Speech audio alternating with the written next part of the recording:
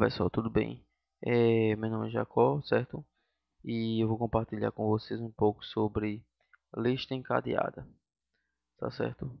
Estou compartilhando com vocês porque, para mim, assim, para poder eu conseguir pegar o conceito, tanto do conceito quanto da prática, foi um pouco complicado. Então, eu vou compartilhar com vocês.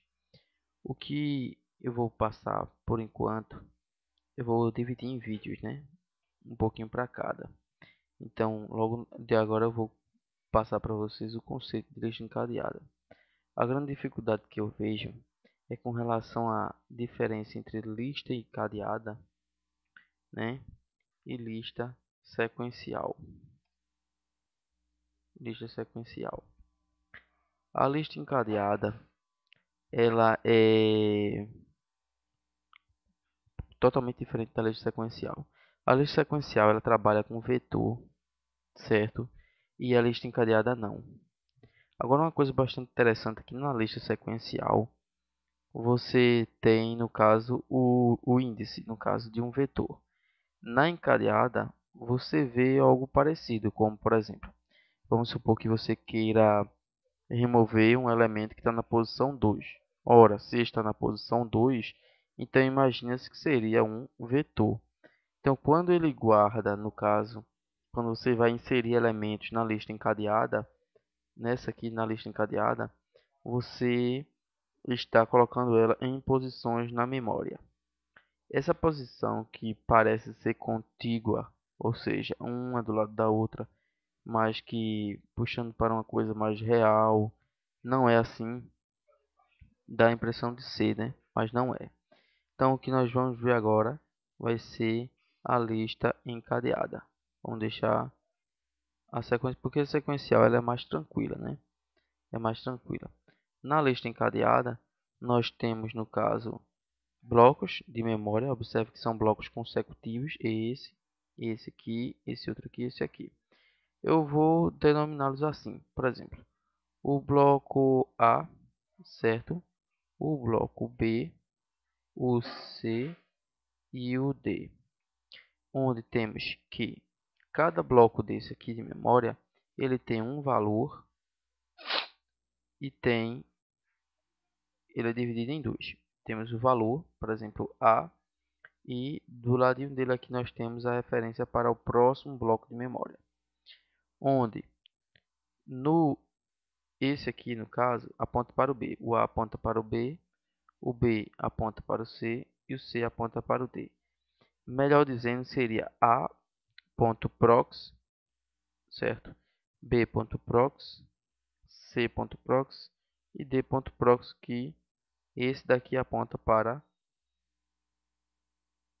nulo. Ou seja, quando o elemento apontar para nulo, quer dizer que ele está no final, ou seja, é o final da lista. Então, se ele está apontando para nulo, é porque chegamos ao final da lista. Por exemplo, se A aponta para B, então nós não sabemos se é no início ou se é no fim. Uma coisa bastante interessante é a lista duplamente encadeada. A gente está vendo por enquanto a lista encadeada, mas a lista encadeada ela se divide em dois tipos. Ela se divide em lista simples, simplesmente encadeada, e a duplamente encadeada. Qual seria, no caso, a diferença entre as duas? É o seguinte: a lista duplamente encadeada ela pode voltar, certo?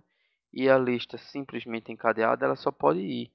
Ou seja, a lista simplesmente encadeada ela só tem o valor, que é a lista simplesmente encadeada, ela só tem um valor para o próximo nodo. Ela só aponta para o próximo. Na lista duplamente encadeada, ela pode fazer isso aqui, ó. Eu posso ter blocos de memória em que eu posso tanto apontar para esse, que aponta para nulo, como eu posso voltar. É interessante observar que na duplamente encadeada é muito usada, por exemplo, vamos supor que nós queiramos fazer uma remoção do último bloco de memória. Então, para que possa remover o último bloco, o que eu posso fazer? Eu posso apontar para o anterior e dizer que o anterior, que é no caso aqui chamar ele de B, eu posso dizer que esse aqui ele vai apontar para nulo.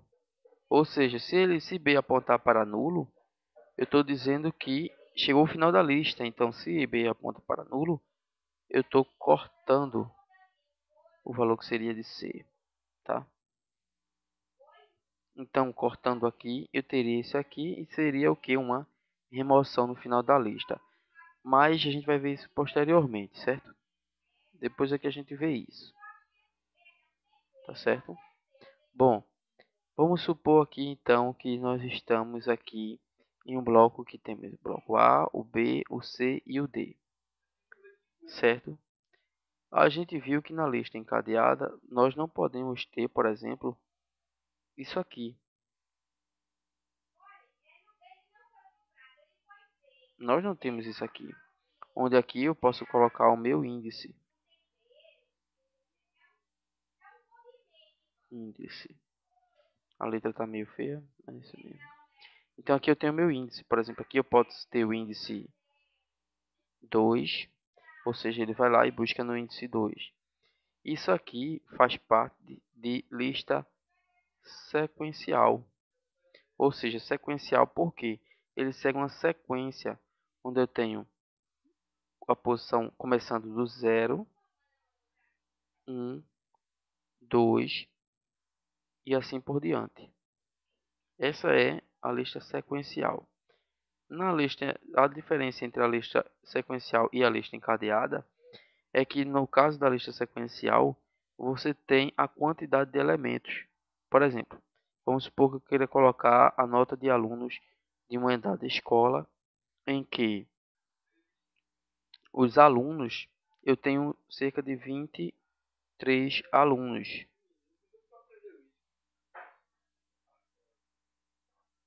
Vamos supor que eu tenha 23 alunos. Então, esses 23 alunos aqui, eu posso criar um vetor. Eu posso dizer assim, simples, fácil demais. Eu vou criar um vetor chamado do tipo inteiro,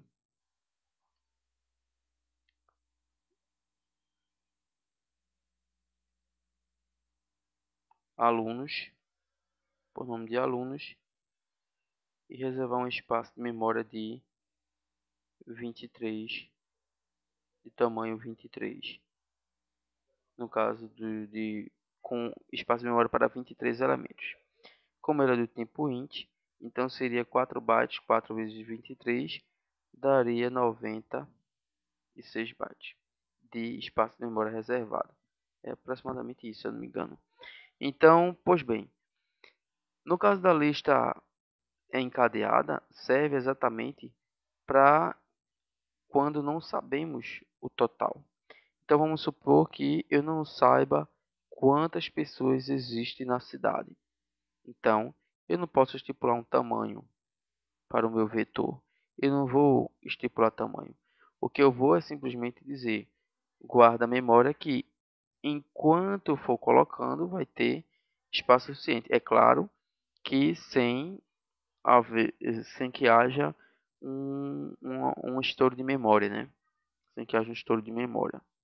Uma coisa que seria muito difícil de acontecer. Mas, pois bem, a diferença entre lista encadeada e lista sequencial